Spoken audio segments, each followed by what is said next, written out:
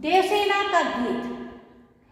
देवसेना का गीत, इसमें देवसेना गीत गाती है और ये गीत देवसेना के किस समय के संघर्षों, दुखों का वर्णन करता है, यह सब कुछ आज मैं पढ़ाने वाली हूँ।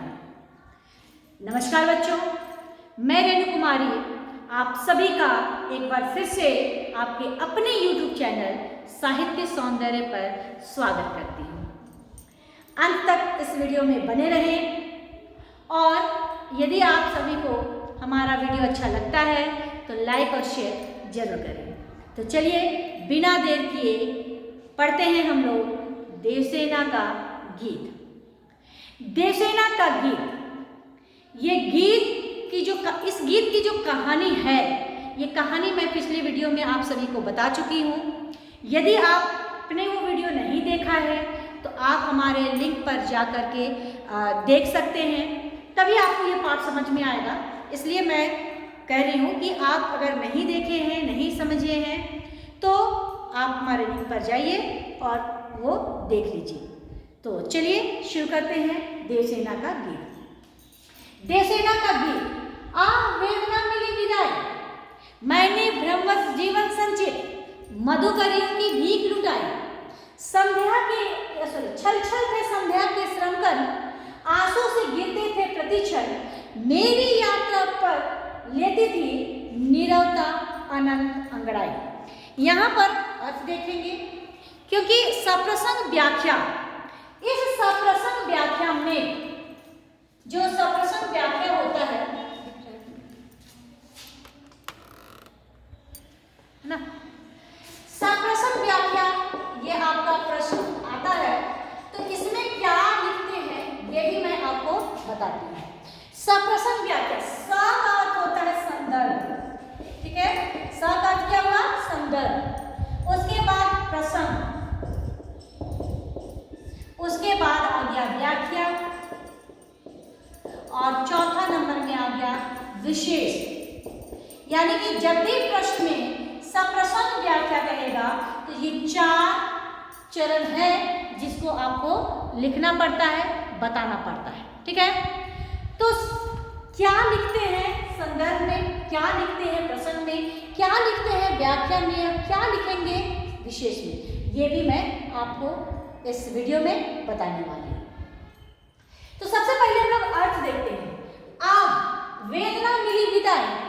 जो है एक तरह से आहे जो दुख में, तकलीफ में हमारे मुंह से निकल जाती है ना, तो ये है विस्मय आदि बोधक शब्द है वेदना, वेदना का अर्थ होता है दुख, तकलीफ। विदाई यानी कि छुटकारा मिलना, स्वतंत्र होना।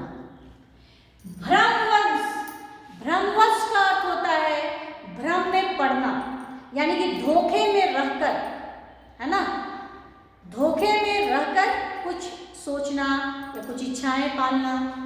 संचित मतलब एकत्रित करना, इकट्ठा करना। मधुकरियों की भीख लुटाई, मधुकरियों मतलब भिखारियों को कहा गया है। भीख, जब भीख हम देते हैं ना भिखारियों को, उसे कहा गया है। छल छल मतलब आंखों में जब आंसू डबडबा जाते हैं, आंखों में पूरे आंसू भरे होते हैं तो वो छल छल करते हैं, तो उसी को कहा गया है। संध्या के श्रमकर, यहाँ पर संध्या जो है जीवन के अंतिम समय की बात की गई है, ठीक है।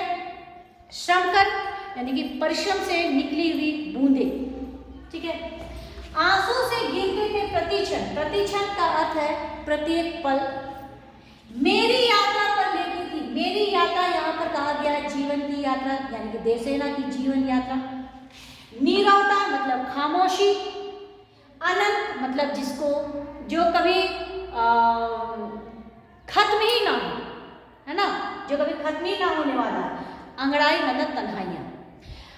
अब हम लोग यहाँ पर इसको एक एक करके, ये जो 4 बिंदु मैंने यहाँ लिखा है, सबसे पहले संदर्भ।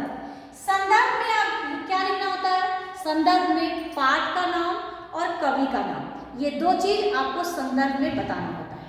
तो संदर्भ में हम लिखेंगे कि प्रस्तुत पंक्तियां हमारे पाठ्य पुस्तक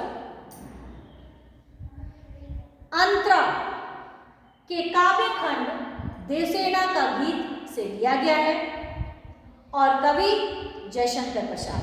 ठीक है, हो गया। अब प्रसंग में क्या लिखेंगे? ये जो कविता है या जो गीत है ये किस प्रसंग में है? तो यहाँ पर देवसेना के जो अतीत की यादें हैं और वो सुखद नहीं दुखद यादें है ना, देवसेना की जो यादें हैं, दुखद यादें हैं, उन सबको याद करके वो वेदनामयी हो गई हैं, बहुत टूट चुकी हैं, अपने जीवन के संघर्ष, अपने जीवन की वेदना को याद करके वो और भी टूट चुकी हैं। उन्हीं यादों को यहाँ पर वर्णन किया गया है। अब आते हैं व्याख्या। अब व्याख्या आप एक एक लाइन करेंगी। चलिए, व्याख्या में आह वेदना मिली विदाई, ये पहला लाइन जो है ये उस समय की है जब स्कंदगुप्त ने प्रेम निवेदन लेकर के देवसेना के पास आया था और देवसेना उस प्रेम निवेदन को ठुकरा देती है। तो केवल उनके प्रेम निवेदन को ही नहीं ठुकराती, बल्कि देवसेना के हृदय में जो आकांक्षाएं हैं, जो स्कंदगुप्त के प्रति प्रेम था, जो सपने वो स्कंदगुप्त के साथ में रख करके देखी थी, उन सभी चीजों को स्कंदगुप्त को एक भीख की भांति लुटा देती है। और जब स्कंदगुप्त वहां से चला जाता है तो कहती है कि आह वेदना मिली विदाई, आज मुझे संपूर्ण जीवन की जो वेदना थी, जो दुख था, तकलीफ था, उससे आज स्वतंत्र हो गई हूँ। कहने का अर्थ है कि अब हृदय में हमारा बोझ नहीं है। इसीलिए यहाँ पर ये लाइन कहती है आह वेदना मिली विदाई, यानी कि आज मुझे उन सारी वेदनाओं से, उन सारी तकलीफों से, दुखों से, सपनों से, इच्छाओं से आज छुटकारा मिल गया है। मैंने ब्रह्मस जीवन संचित, अब अतीत में चली जाती है, ये अपने अतीत को याद करते हुए कहती है कि मैं धोखे में थी, है ना, मैं धोखे में रह करके जीवन रूपी जो आकांक्षाएं थी, सपने थे, उन सबको मैंने जमा पूंजी के रूप में एकत्रित किया था। कहने का अर्थ है कि देवसेना भ्रम में थी ना, धोखे में थी कि स्कंदगुप्त भी उससे प्रेम करता है, और इसी धोखे में पड़कर, इसी धोखे में रह कर के वो स्कंदगुप्त के सपने देखने लगी थी, इच्छाएं पाल रखी थी, बहुत सारी इच्छाएं पाल रखी थी अपने प्रेमी को लेकर के, लेकिन वो सारे सपने उनके क्या हो जाते हैं, टूट जाते हैं, बिखर जाते हैं। इसीलिए कहती है कि मैं भ्रम में रहकर, धोखे में रह करके ही पूरे जीवन रूपी जो आकांक्षाएं हैं, जो सपने हैं, वो मैंने एकत्रित किया था। मधुकरियों की भीख लुटाई, उन सभी सपनों को जो भ्रम में रह करके मैंने पाला था, इच्छाएं पाल के रखी थी, आकांक्षाएं पाल के रखी थी, स्कंदगुप्त के सपने देखी थी, उन सभी चीजों को आज मैं एक भीख की भांति भिखारी को, यानी कि स्कंदगुप्त को लौटा दी। कहने का यहाँ पर यह है कि ये सब कुछ है ना, स्कंदगुप्त को लौटा देती है, उससे विदा लेती है ना, उसके प्रेम निवेदन को नहीं मानती है, अपने हृदय में जो छुपा हुआ उनकी आकांक्षाएं, उनकी सपने, जो प्रेम में पढ़कर जो सपने देखे थे, है ना, उन सब को वो क्या करती है, भीख की भांति लुटा देती है। तो इसलिए इस 3 लाइन का अर्थ ये होगा कि मैंने जीवन में, मतलब संपूर्ण जीवन की वेदना से आज मैं छुटकारा पाई हूँ। मैंने भ्रम में रह करके जितने भी सपने देखे थे, जितने भी आकांक्षाएं पाल के रखी थी, उन सबको भीख की भांति मैंने लुटा दी। ठीक है, आगे छल छल के संध्या के श्रमकर, यानी कि यौवन अवस्था में जो मैंने संघर्ष किया, जो मैंने सपने देखे, वो सारे संघर्ष आंसू के रूप में प्रत्येक क्षण हमारी आंखों से गिर रहे, आंसू से गिरते थे प्रत्येक क्षण। यानी कि प्रत्येक पल वो आंसू बनकर हमारी आंखों से गिर रहे हैं। कहने का अर्थ है कि यहाँ पर वो अतीत को याद करती हैं, कहती हैं कि मैं पहले यानी कि मैं यौवन अवस्था में बहुत ही संघर्ष, क्योंकि इनका जीवन संघर्षपूर्ण रहा है ना, तो देवसेना ने जो भी संघर्ष किया, बहुत परिश्रम किया होगा, बहुत मेहनत किया होगा, और वही मेहनत वही परिश्रम आज उनकी आंखों में आंसू बनकर गिर रहे हैं। ठीक है, तो इसीलिए आंसू से गिरते प्रतिक्षण, यानी कि वही आंसू बनकर आज प्रत्येक क्षण हमारी आंखों से उन अतीत को याद कर करके गिर रहे हैं। मेरी यात्रा कर लेती थी, यानी कि मेरी यात्रा यानी कि देवसेना की जीवन रूपी यात्रा है ना, तो देवसेना की जीवन रूपी यात्रा पर लेती थी केवल खामोशी, अनंत अंगड़ाई। कहने का अर्थ है कि देवसेना के जीवन रूपी यात्रा पर उनके साथ सिर्फ और सिर्फ उनका साथ दिया तो वो सिर्फ और सिर्फ खामोशी, तन्हाइयाँ। कहने का अर्थ है कि देवसेना को किसी का साथ नहीं मिल पाया, इनका संपूर्ण जीवन खामोशी में ही बीता है, अकेले में ही बीता है, और इसीलिए कहती है कि मेरा जीवन साथी केवल एक ही था और वो था अकेलापन, सूनापन, खामोशी, तन्हाइयाँ।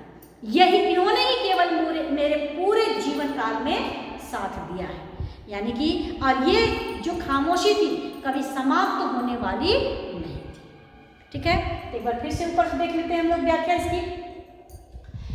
देवसेना यहाँ पर कह रही है कि संपूर्ण जीवन की वेदना, संघर्ष, सब कुछ से आज मैं आजाद हो गई हूँ, और मैंने भ्रम में रह करके जो सपने यौवन काल में देखा था, उन सारे सपनों को, आकांक्षाओं को एक भीख की भांति मैंने आज स्कंदगुप्त को लौटा दिया है। यौवन काल में जो मैंने संघर्ष किया, जो मैंने परिश्रम किया, आज वही परिश्रम हमारी आंखों में आंसू बनकर प्रत्येक क्षण उनको याद करके गिर रहे हैं। मेरे संपूर्ण जीवन पर, यानी कि देवसेना कहती है कि हमारे जीवन रूपी यात्रा पर हमारा साथी एक ही रहा, और वो है खामोशी, जो कभी समाप्त होने वाला नहीं था।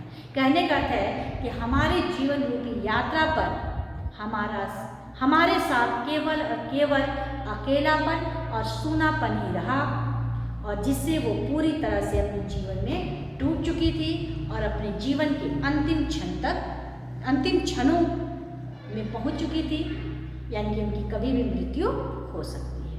तो ये रही व्याख्या। अब हम लोग लिखेंगे विशेष में लिखेंगे कि यहाँ पर देवसेना के वेदनामयी संघर्षों, दुखों का बहुत ही मार्मिक वर्णन किया गया है कवि के द्वारा। दूसरा, भाषा खड़ी बोली हिंदी है। तीसरा, मुक्त छंद का प्रयोग हुआ है, तुकांत शब्द का प्रयोग हुआ है। यहाँ पर तत्सम प्रधान शब्दों का प्रयोग किया गया है। फिर अलंकार देखते हैं। यहाँ पर मधु कवियों की भीख लुटाई में रूपक अलंकार है। छल छल पुनरुक्ति प्रकाश अलंकार है। आंसू से गिरते थे प्रतिक्षण उपमा अलंकार है, क्योंकि आंसू से तुलना की गई है। और अनंत अंगड़ाई में अनुप्रास अलंकार है। ठीक है, तो ये 4 बिंदु इस तरह से हम लोग लिखते हैं। अब हम लोग आगे जो नेक्स्ट वीडियो होगा वो इससे आगे का गीत होगा, जिसकी व्याख्या करना मैं बताऊंगी। धन्यवाद।